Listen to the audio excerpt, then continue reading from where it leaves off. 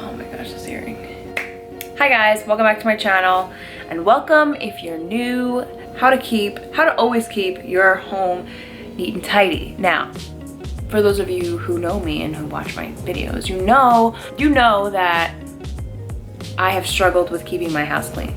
These are tips that have actually helped, genuinely helped me, and I'm at a point now where it's really becoming like second nature, like just in my nature, in my lifestyle, to just pick up after myself and have a relatively organized, neat home.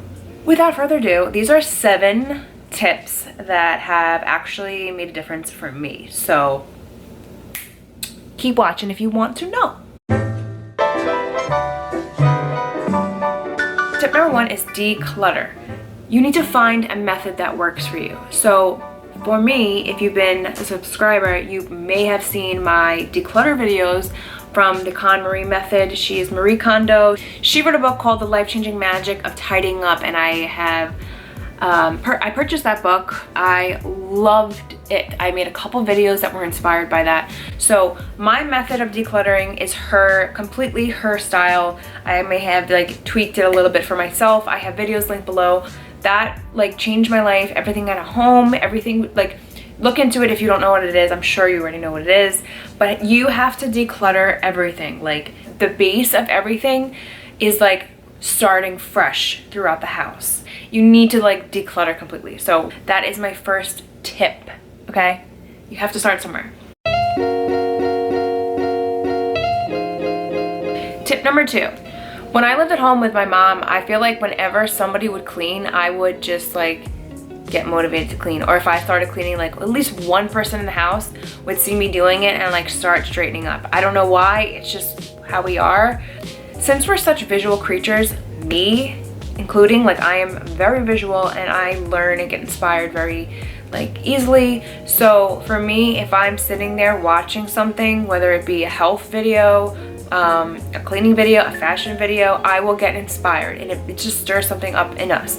So I feel like this is not a very cookie cutter tip, but I feel like this is impactful. If you surround yourself with things or visually put things up, you're gonna automatically it's gonna come to your mind. You're gonna want to do it. So if you take some time, like at least once a week, just open up your laptop and watch a cleaning video, you're gonna like it's gonna be like a habit. I just feel like I get motivated by watching other people. I feel like if you commit to a video, short video, just weekly, to remind you, like, get on it, stay motivated type thing, it may be helpful. Now, tip number 3 is definitely an oldie, and I feel like almost every single cleaning video or inspirational video for cleaning says this. So, but I have to say it because it's truth. Every morning, commit to making your bed.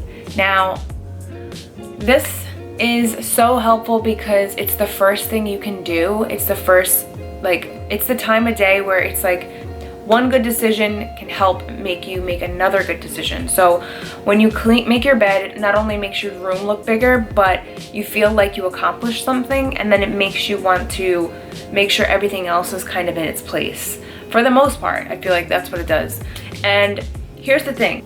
If you don't really like to make your bed, there's a way to make your bed that it still looks presentable, but it's not perfect. I actually personally go for that look where it's like the materials of my bed, it's just very comfy, casual, like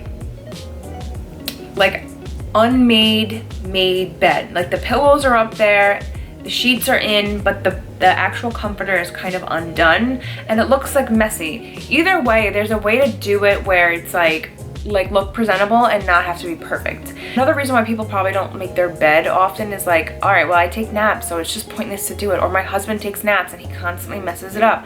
Or, you know, like, I have kids and whatever. Like, my husband, I could say the same thing, because my husband literally takes at least one nap a day when he gets home, or if he's home, sometimes he'll take 2 naps, like quick naps. Regardless, like, he has to get in the bed, and it's like, I make it for what, you know what I mean? But the way that I make my bed is like I leave the comforter like kind of undone, but everything else is tucked, and then I throw my pillows up there. So it looks like it's like a very cozy, comfortable, I want to jump in the bed, but it's made look.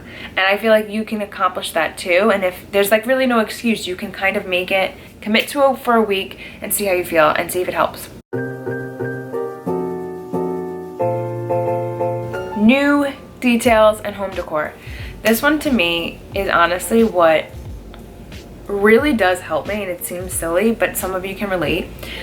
I even recently went to IKEA, right? And this is when I got the new bedding. I got some pillows, I got some like plants, I got a couple other things from HomeGoods after that.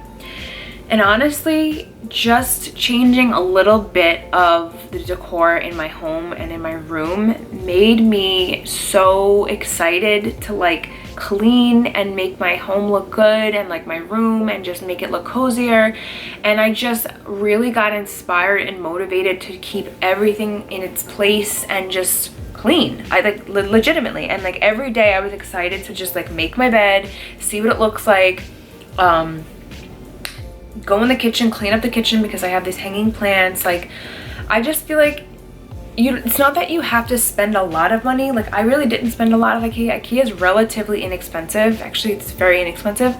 But if you just invest in a little bit of, like, get something that's going to excite you to clean, it's worth it. It's an investment, you know. It's your home, and it's eye-pleasing. It makes your house friendly and welcoming, and if it makes you feel comfort and it makes you excited to clean, why not? Go to HomeGoods, change up your bedding, throw some new pillows, some new colors, get a new plant, some flowers. Even fresh flowers are nice to have.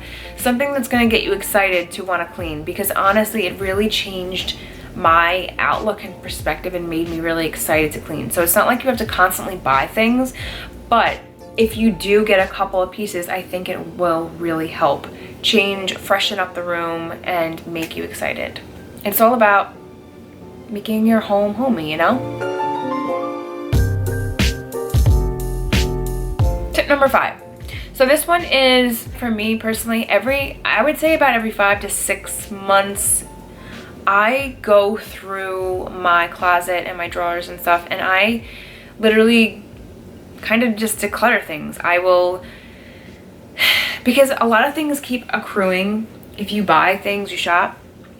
I don't shop that much, but I still feel like there's things that I don't always wear, and therefore it's just building up in my room, and it doesn't save space for new things or things that I really love. And like that's a big thing, because my husband his room, his office where he keeps his clothes, literally piles up clothes after clothes after clothes. He's a shopper, but he'll buy like a pack of like t-shirts. He always has to have a fresh white t-shirt, and he says like no matter what, it's never the same as the first time he wears it. So I don't know, he has this thing with t-shirts, but other than that, like that, he'll just have stuff in there that's just piling up, and it's like you have to throw things out or give them away and like make room for new things. It's not, you can't just keep buying hangers. Like it's just not how it works. So I really encourage you guys to constantly go through your wardrobes, your closets, your kitchen cabinets, your refrigerator, and always go through it.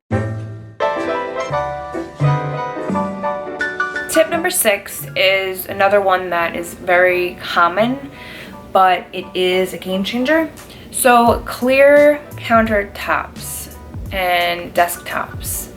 This one is so important because I feel like this makes all the difference. I don't know what it is about a clean, crisp refrigerator without anything on it, and countertops, like kitchen tables, obviously excluding centerpieces because that's for decor, and it's supposed to be meant for just when you're eating and then have a decor piece.